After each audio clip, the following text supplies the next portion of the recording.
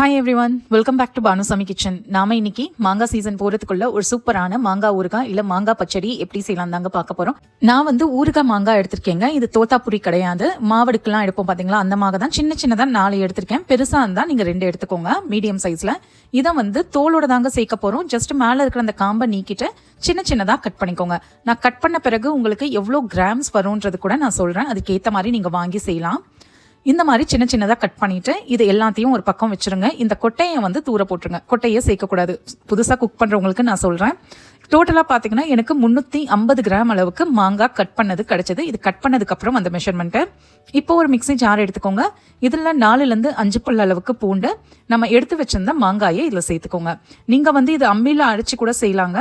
இது கூட 1லேருந்து 2 table spoon அளவுக்கு வெறும் மிளகாய்த்தூள் நான் சேர்த்துருக்கேன். உங்க காரத்துக்கு தகுந்தா போல சேர்த்துக்கோங்க. உங்ககிட்ட அம்மி கல் இருந்தா நீங்க அதுல கூட இடிச்சு செய்யலாம். டேஸ்ட் நல்லா இருக்கும்.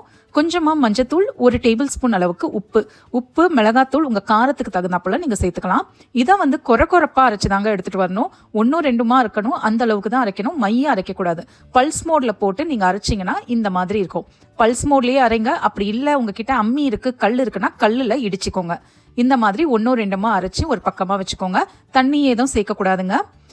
இப்போ ஒரு பேன் எடுத்துக்கோங்க. இதுல 1/4 டீஸ்பூன் அளவுக்கு வெந்தயம் சேர்த்துக்கோங்க. ஜாஸ்தி சேர்க்காதீங்க, கசந்துரும். அடுப்பு தீய லோ ஃபிளேம்ல வச்சுட்டு 1/2 டீஸ்பூன் சீரகம், 1 டேபிள் ஸ்பூன் கடுகு சேர்த்துட்டு இதை நல்லா பட்டுன்னு சவுண்ட் வர அளவுக்கு வறுத்துக்கோங்க. லோ ஃபிளேம் மீடியம் ஃபிளேம்லயே வச்சு வறுக்கணுங்க. இப்போ பாத்தீங்கன்னா கொஞ்சம் பட்டுன்னு சவுண்ட் வருது, கடுகு வெடிக்குது. இந்த சமயத்துல அடுப்பு அணைச்சிட்டு இதை பவுடரா அரைச்சி எடுத்து ஒரு பக்கமா வச்சிருங்க. இப்போ அதே பேன்ல ஒரு 1/2 கப் அளவுக்கு நான் நல்லெண்ணெய் சேர்க்கிறேன். நல்லெண்ணெய் இல்லைன்னா நீங்க ரீஃபைண்ட் ஆயில் கூட சேர்த்துக்கலாம். எண்ணெய் ஜாஸ்தியா சேர்த்துக்கோங்க, அப்பதான் கரெக்டா இருக்கும். 1 டேபிள் ஸ்பூன் அளவுக்கு கடலைப்பருப்பு, 1/2 டேபிள் ஸ்பூன் உளுத்தம் பருப்பு, 1/2 டீஸ்பூன் அளவுக்கு கடுகு. இது எல்லாம் நல்லா பொரியட்டுங்க. கலரும் லைட்டா சேஞ்ச் ஆகட்டும்.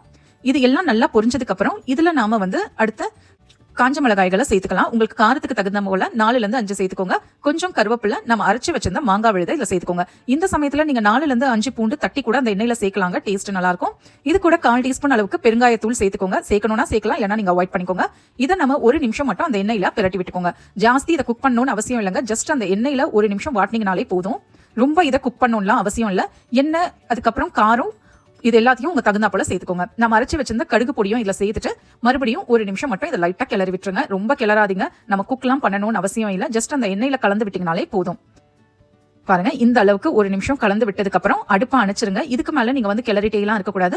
அடுப்பை அணைச்சிட்டு இதை கம்ப்ளீட்டா ஆறுனதுக்கு அப்புறம் நீங்க கிளீனான கிளாஸ் ஜார்ல இதை போட்டு வச்சுக்கோங்க. கிட்டத்தட்ட 1 மாசம்னாலும் கெட்டு போகாதுங்க. நல்லா டேஸ்டா இருக்கும். நீங்க சாதத்துல கொஞ்சமா போட்டு நெய்யை ஊத்தி சாப்பிட்டு பாத்தீங்கன்னா அவ்வளவு அட்டகாசமா இருக்கும். ஃப்ரிட்ஜ்ல எடுத்து வச்சு எப்போ தேவையோ அப்ப எடுத்து சாப்பிடுங்க.